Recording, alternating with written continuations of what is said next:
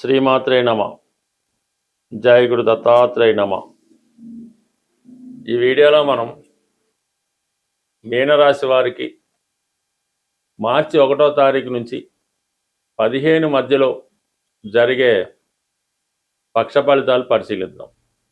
ఏదైనా ఒక పక్షంలో ఆ రాశి వారికి శుభ ఫలితాలు జరగాలి అంటే ఆ రాశిలో ఒక శుభగ్రహం సంచరించడం వల్ల ఎటువంటి సమస్య వచ్చినా కూడా ఆ గ్రహం పరిష్కరించే ప్రయత్నం జరుగుతూ ఉంటుంది. అదే పాపగ్రహం సంచరించినప్పుడు ఎంత కష్టపడినా జాతకుడు ఆ ప్రయత్నాన్ని నెరవేర్చుకోలేకపోతుంటాడు. చివరికి అది పెండింగ్గానే ఉండిపోవడం జరుగుతూ ఉంటుంది. అయితే ఏదో ఒక శుభగ్రహ దృష్టి పడినప్పుడు అతి కష్టం మీద ఆ పని పూర్తి అవ్వడం జరుగుతూ ఉంటుంది.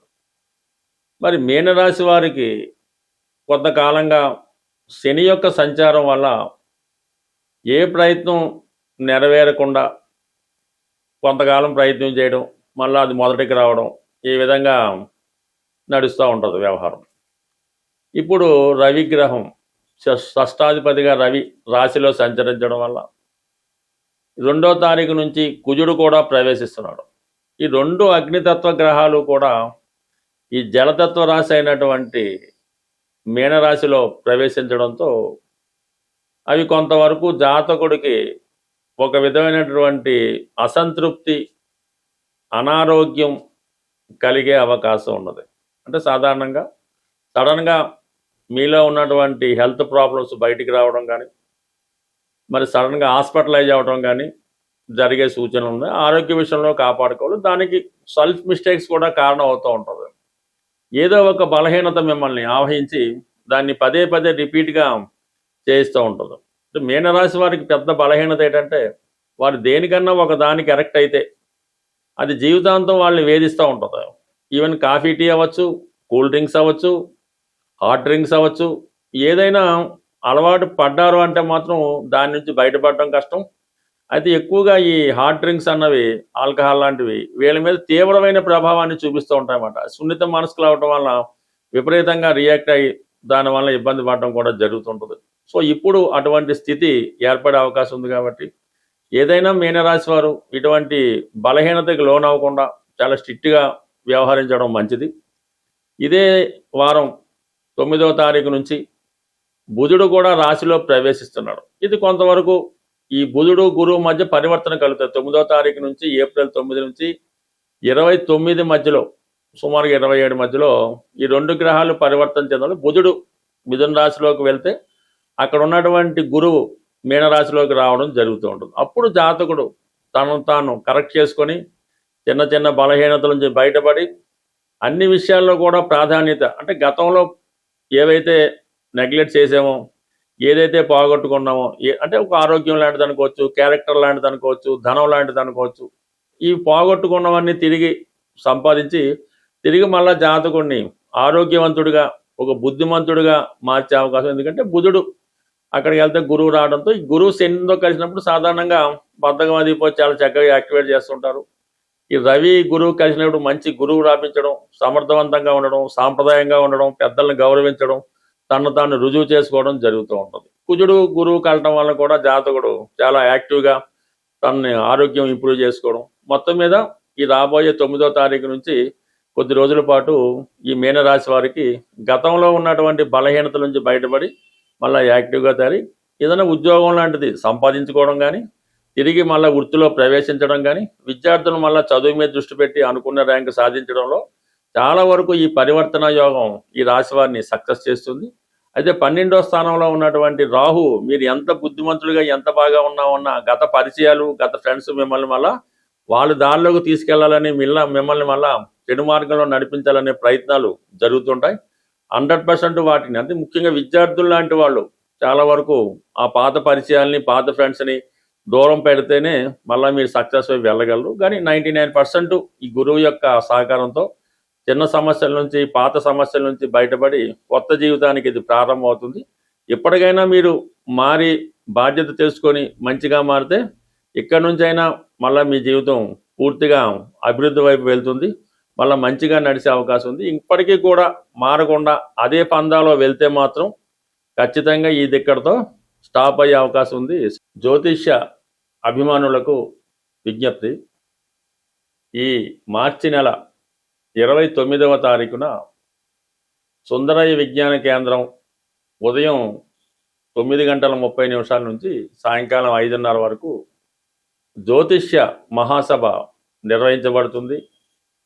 ఈ యొక్క మహాసభలో ప్రముఖ జ్యోతిష్కులైనటువంటి మల్లాది మణిగారు, నానాజీ పట్నాయక్ గారు, అలాగే జనార్దన ఠాగూర్ గారు మొదలగు ప్రముఖ ఆధ్యాత్మికవేత్తలు, జ్యోతిష్యవేత్తలు ఈ సభలో ప్రసంగిస్తారు. తప్పకుండా అవకాశం ఉన్నవాళ్ళు ఈ సభలో పాల్గొనవలసింది. ఈ ప్రవేశం ఎటువంటి ప్రవేశ రుసుము ఉండదు. అలాగే కొంత జ్యోతిష్యం మీద ఇంట్రెస్ట్ ఉన్నవాళ్ళు, జ్యోతిష్యాన్ని నేర్చుకుందాం అనుకునే వాళ్ళు, ఆల్రెడీ జ్యోతిష్యంలో ఉన్నవాళ్ళు కొన్ని మెలకువలు, కొన్ని సూచనలు తెలుసుకోవడం జరుగుతుంటుంది. మీ యొక్క అభిప్రాయాన్ని కూడా స్వేచ్ఛగా అక్కడ చెప్పవచ్చు. మీ యొక్క సందేహాలు ఏమైనా ఉంటే పెద్దల ద్వారా సందేహాలకు పరిష్కారం కూడా తెలుసుకునే అవకాశం ఉంది. తప్పకుండా మీరు ఈ మహాసభకి విచ్చేసి మా యొక్క ఆతిథ్యాన్ని స్వీకరిస్తారని ఆశిస్తూ, సాధారణంగా ఈ జ్యోతిష పరిహారాలు మనం ప్రతి వారం చెప్తూ ఉంటాం. ఈ వారం చెప్పే ఈ జ్యోతిష పరిహారం ఇంక జీవితంలో అన్ని క్లోజ్, ఏమీ చేయలేకపోయాం, అన్ని దారులు మూసుకుపోయాయి, వేరే మార్గం ఏమీ లేదు. అటు ఆరోగ్యం ఇబ్బంది పడుతుంది, ఆర్థిక సమస్యలు ఇబ్బంది పడుతుంటాయి, కుటుంబ సభ్యులు కూడా చాలా వరకు పక్కన పెట్టి ఏ విధంగా సహకరించడం లేదు అనుకున్న వాళ్ళు, మరి ఒక గొప్ప రెమెడీ ఏంటంటే, మీరు ఏదైనా సముద్రం దగ్గరలో ఉంటే ఆ సముద్రంలో మీరు ఎంత వెయిట్ ఉన్నారో చూసి, ఒక 60 కేజీలు ఉంటే అందులో 3వ భాగం ఒక 20 కేజీలు ఉప్పు, అంటే మామూలుగా సముద్రంలో తయారైన ఉప్పే, మరి ఏదైనా అమావాస్య రోజు ఆ సముద్రంలో ఈ ఉప్పుని కలపవలసి ఉంటుంది.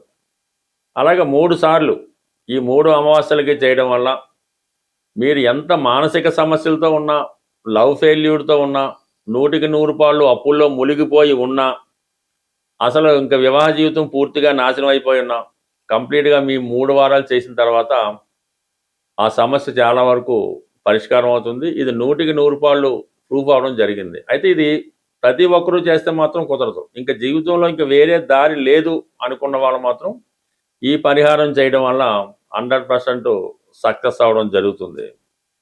ఇక అలాగే ఇంకొక రెమెడీ ఏంటంటే, ప్రధానంగా ఏదైనా ఒక అమావాస్య రోజు ప్రారంభించడం కానీ, ఇది ఏం చేస్తారంటే, మీరు ఇంట్లో ఎక్కడున్నా సరే కొద్ది వేరుగా పడుకోవాల్సి ఉంటుంది. ఒక తలగాడ, ఇది ఒక సాప, ఒక దుప్పటి, అంతే వేరుగా పడుకోవాల్సి ఉంటుంది.